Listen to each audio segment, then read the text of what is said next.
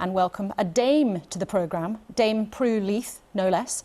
You don't need me to tell you. She's one of the country's most famous food critics and cooks, who's made chefs desperate to impress her over the years on Bake Off. But what you might not know is that Dame Prue has also been campaigning for many years on an issue that is hard to talk about. Some of the most important ones often are. Prue's campaigning to change the law so that people can end their lives with an assisted death. And she's made a new TV programme about this with her son, who's an MP, Danny Kruger, a Conservative, who disagrees with her very strongly. Here's a clip. Mum and I are waiting for Canada's leading assisted death practitioner, Dr. Stephanie Green, to assess Parkinson's patient Jan. She must decide if he qualifies for what Canada calls medical assistance in dying, or MAID for short. All these words are so subjective, aren't they? Foreseeable and intolerable. Exactly. Intolerable for you might not be intolerable for me. Exactly. There's a big responsibility on the doctor. A very warm welcome to the programme, Prue. Thanks for being with us on a Sunday morning.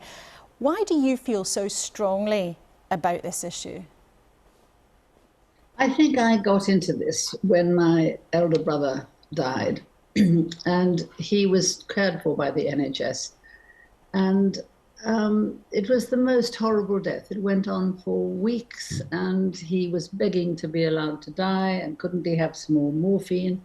He was just in incredible pain, and I'm sorry to say that that still goes on.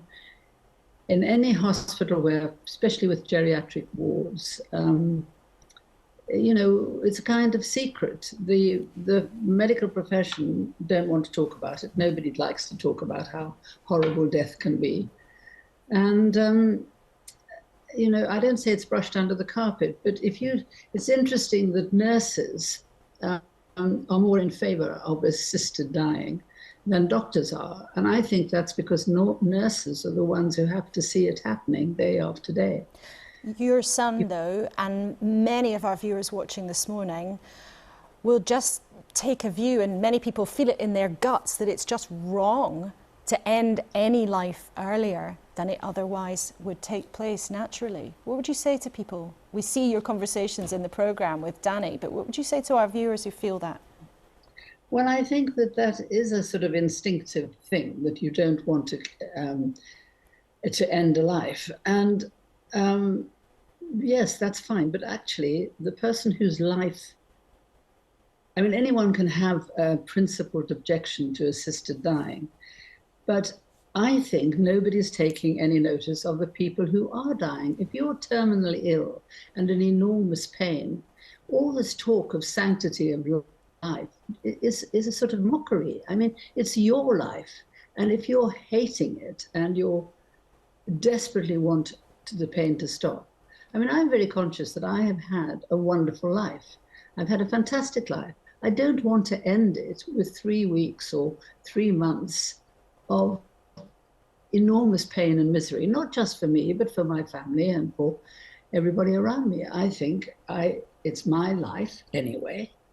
And as far as I'm concerned, I don't believe in the sanctity of human life in that religious way. But many people do, and they also have real reservations about how changing the law could potentially be exploited or abused, or people who are very vulnerable. Nobody is asking anyone who disagrees with the widening, or with the idea of adopting an assisted dying law. Nobody's forcing anybody to take it. It's an option. What we're asking is for people to have the choice. I'm not asking anyone who has principles that prevent them wanting to end their lives. Of course, they don't have to. You know, this is a very unfair debate. People who oppose this want to oppose it for everybody. People who want to have the law changed are perfectly happy that anybody who doesn't want it doesn't have to have it. We're not talking about sort of compulsory euthanasia here. It's a very sensitive subject, and you broach it in this programme with your son very honestly, and some of those conversations are quite difficult. Do you think you will ever be able to persuade him that your argument is the right one? No, I don't think I will. I think he is very principled and he doesn't agree with it. And he's very nervous about all sorts of what I think is sort of imagined slippery slopes, that we'll pass this law and then the next second we'll make it okay. You know, what we're asking for is a law that allows people who are terminally ill and people who are dying anyway to just make that death quicker and easier and not prolonged and agonizing.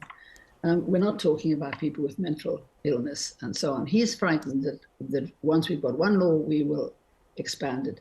But that has never happened in any country. Nobody has ever expanded their laws, and except perhaps Canada, but that's a very funny special case, because what happened was that the courts in Canada instructed their parliament to pass quite a wide law, which was based on unbearable suffering rather than on terminal illness. And they didn't do that. They passed one just on terminal illness, and then this was challenged in the courts, and they had to go back to what they were originally meant to do. Okay, Dame Prue, I think we're going to leave it there. We've got some problems with your line, but it's been fascinating to talk to you about that this morning. And the programme is on Channel 4 on Thursday night, where you and your son have this very difficult conversation, but in a very sensitive and interesting way. We're grateful for your time this morning. Thanks so much for joining us.